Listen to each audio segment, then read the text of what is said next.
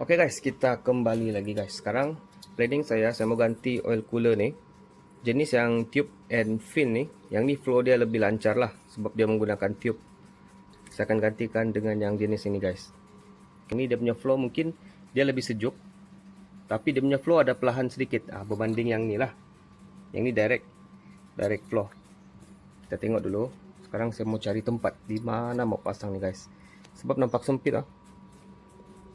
Nampak macam ni sempit, atas ni kena hose macam ni.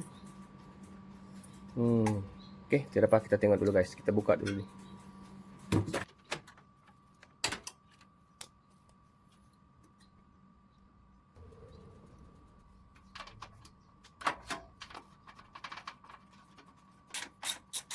Okey guys, sekarang oil cooler yang lama tu di depan ni kita sudah keluarkan. Okey, saya sudah keluarkan.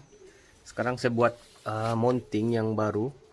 Mounting dia macam ni lah. Kamu boleh tengok Yang ni kita main pakai dia punya cable tie yang dia bagi. Saya tidak lekat di dalam condenser sebab saiz dia ni macam mengganggu lah, mengganggu macam-macam. So, ini kita buat macam ni. Boleh tengok kiri kanan.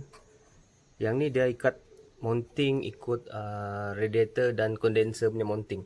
Jadi kalau kita lekat di sini guys, kalau ada vibration, di sini ada getah.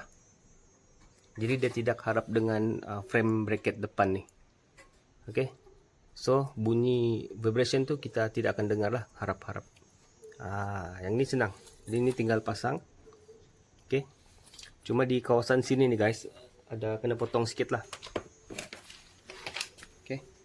Yang ni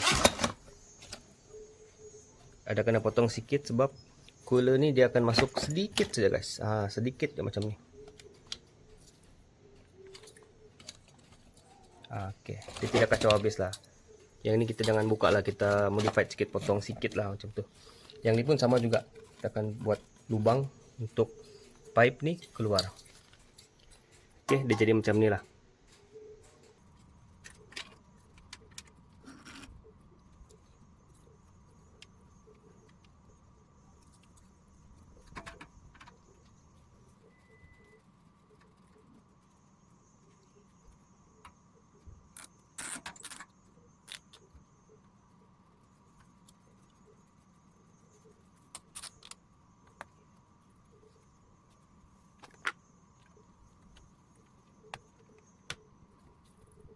Okey guys, dia macam ni lah. Okey. Yang ni kalau kamu mau bagi kuat, boleh juga tambah bracket lah. Bracket sama ada mau tarik dari atas pun boleh. Tapi saya akan kekalkan dia macam ni dulu guys. Okey, kita tengok dulu. Okey guys, sekarang saya sudah selesai pasang cooler di depan ni. Sekarang tengah running, hidupkan enjin untuk tengok dia punya fitting. Takut ada leaking ke apa, jadi kita tengok betul-betul dulu. Jadi macam ni lah dia punya mounting untuk di bahagian depan. Okey, kemudian tengok juga hose fitting di bahagian adapter ni guys. Jangan ada leaking lah. Pastikan kita ikat kemas-kemas, cun-cun. Sekarang ni kita biarkan dia warm up dulu. Okey guys, ni selepas 10 minit kita buat pemanasan enjin, aircon off. Tengok temperature dah guys. Selepas 10 minit enjin 97. Temperature gearbox yang ni 42 guys. 10 minit dia masih lagi sejuk. Yang ni dia high flow. Dia guna tube and fin, jadi dia punya flow laju lah. Tapi kita tidak tahu kalau masa jalan nanti sama ada dia punya ada vibration atau tidak. So kita try running dulu, tengok temperature dia boleh naik sampai berapa guys. Okey. Okey, ini kita start jalan guys. Temperature 51.8. Okey, sepanjang saya jalan dengan slow-slow ni guys, dia memang tiada bunyi vibrate yang macam sebelum ni. Saya sudah try pusing-pusing di kawasan taman. Okey, temperature kita akan monitor dulu. Kita akan masuk highway. Tengok dia punya temperature berapa dia naik. Okey, sekarang kita berhenti di tepi dulu guys. Tengok temperature. Okey, temperature dia 60 degree C ya. Maintain dari tadi kita jalan. Dia punya suhu maintain. Sekarang kita try parking. Waktu memang tengah panas terik lah, pukul 1 tengah hari. Jadi temperature dia 60. Belum lagi dia naik sampai 70 ni guys. Masih lagi dia macam 60 ni kategori dia di bawah paras normal. Kita ambil 70 ke atas lah, 70 80 macam tu dia normal. Okey, yang ni kategori masih sejuk lagi. 60. Rasanya transmission ni dia perlu warmer juga guys, baru dia boleh panas. Tapi kita tengok dulu, dia makin naik temperature ni.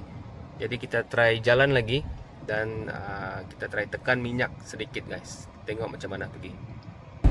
Sekarang kita mau tengok berapa paling tinggi dia naik. Okay, sekarang kita parking lagi guys. Parking temperature 66. Okay, tengok dulu. Dia masih maintain juga 66. Dia tidak naik pun sampai 70. Dia maintain. Dia jalan pun macam tu, dia parking pun macam tu. Jadi sebab ada yang tanya kalau parking macam mana, dia panas atau tidak kalau waktu parking. Tapi sebenarnya cooler ni walaupun waktu parking dia tidak angin kan. Itulah kita mau try ni. Walaupun dia tidak angin, dia kalau kita pasang aircon, angin dari aircon tu, kipas aircon tu, dia akan tarik lah dari luar. Dia melalui dari bumper masuk ke cooler transmission dulu, baru masuk ke dalam condenser aircon. Tapi condenser aircon pun dia bukan juga tersekat dia punya angin. Dia masih ada ruang di tempat lain. Ini temperature dia kira okey jugalah. Okey, 66. Tidak apa, kita try running lagi. Okey guys, sekarang kita punya speed dalam 1.3 macam tu lah. Tengok temperature dia. Jom. Temperature dia naik 70 guys. Okay, sekarang kita maintain speed. Kalau di meter ni 130. Di dalam sini dia lambat pula 12 guys. So kita maintain RPM 4. Dia naik pergi 71. Okay. Kita sudah pasang cooler. Kita bawa santai je guys. Dia kalau lag sikit tu biasalah. Dia macam delay tu, itulah sifat CVT. Okey. Nanti saya update lagi guys. Kalau ada apa-apa pertanyaan, kamu boleh bagi komen di bawah. Buat masa ni saya akan running menggunakan cooler transmission yang saya pasang sekarang ni. Okey. Saya akan monitor juga dia punya temperature dan saya akan update jika temperature ada berubah ataupun ada apa-apa perubahan lain. Tapi setakat ni guys, vibration memang tiada. Memang tiada. Sebab saya rasa mungkin dia punya aliran tu lancar lah. Aliran dia lancar pada oil cooler ke gearbox. Sebab saya guna jenis tube, memang dia lancar sikit. So apa-apa jangan lupa like video ini, subscribe dan share dengan kawan-kawan data yang kita dapat selepas tukar transmission cooler. Okay, Assalamualaikum.